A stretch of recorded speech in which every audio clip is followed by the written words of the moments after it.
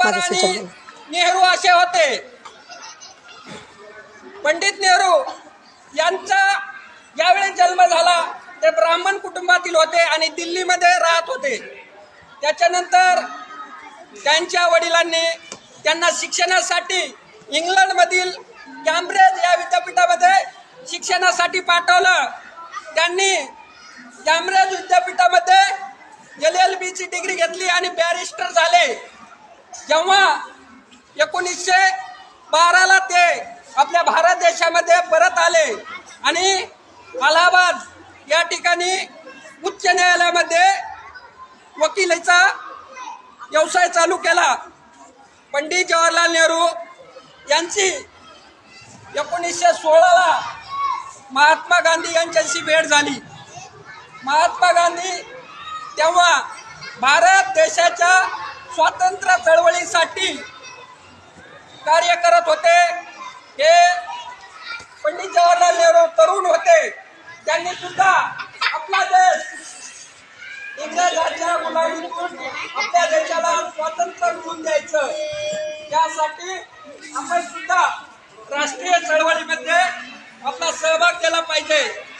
त्यानंतर पंडित जवाहरलाल नेहरू 1920ला असहकार चळवळ गांधीजींनी चालू केली। त्या असहकार चळवळीमध्ये हेरारीने भाग घेऊ लागले। त्याच्यानंतर 1924ला पंडित नेहरू राष्ट्रीय चळवळीचे राष्ट्रीय काँग्रेस पक्षाची स्थापनेच्या नंतर सेक्रेटरी बनले। त्याच्यानंतर त्यांनी युवक काँग्रेसचं अध्यक्षपद भूषवलं। पंडित जवाहरलाल नेहरू बॅरिस्टर असल्यामुळे जेव्हा इंग्रज आपल्या भारतीय नागरिकांवर खोटे गुन्हे दाखल करायचे त्यावेळेस त्यांच्या न्याय आणि हक्कासाठी पंडित नेहरू न्यायालयात जायचे, त्याला मुक्तता मिळवून देण्याचा प्रयत्न करायचे। पंडित नेहरू यांनी आपल्या तरुण अवस्थेमध्ये अनेक अशा राष्ट्रीय चळवळीमध्ये भाग घेतला। इंग्रजांना सायमन कमिशन असो, असहकार चळवळ असो, सविनय कायदेभंग चळवळ असो, मिठाचा सत्याग्रह असो, अशा भरपूर अशा चळवळीमध्ये त्यांनी आपलं योगदान दिलं। आणि 1929ला लाहोर या ठिकाणी राष्ट्रीय काँग्रेसचं अधिवेशन भरलं। त्या अधिवेशनाचे सर्वात तरुण अध्यक्ष म्हणून पंडित जवाहरलाल नेहरू यांना निवडलं गेलं। पंडित नेहरूंनी जेव्हा 1929ला लाहोर या अधिवेशनात अशी घोषणा केली की माझ्या देशाला स्वातंत्र्य मिळेपर्यंत मी या राष्ट्रीय चळवळीमध्ये काम करणार आणि माझा देश इंग्रजांच्या गुलामगिरीतून माझा देश स्वातंत्र्य करायचा मला। त्याच्यासाठी त्यांनी 9 वेळेस तुरुंगवास भोगला।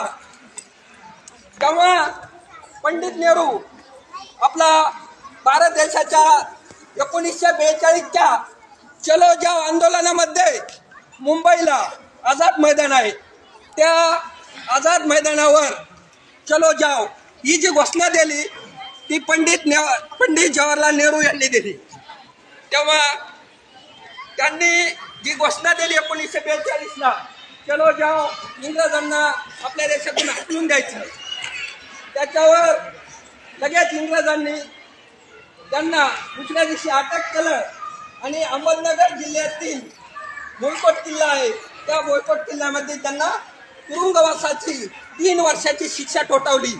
42 ते 45 ते एवढे हुशार होते। ते तुरुंगात असताना सुद्धा 14 नोव्हेंबर म्हणजेच बालदिन आपल्या भारत देशाचे पहिले पंतप्रधान पंडित जवाहरलाल नेहरू यांच्या जन्मदिनानिमित्त आपण बालदिन साजरा करत असतो। पंडित जवाहरलाल नेहरू यांचा जन्म नोव्हेंबर म्हणजेच बालदिन आपल्या भारत देशाचे पहिले पंतप्रधान पंडित जवाहरलाल नेहरू यांच्या जन्मदिनानिमित्त दिन साजरा करत असतो.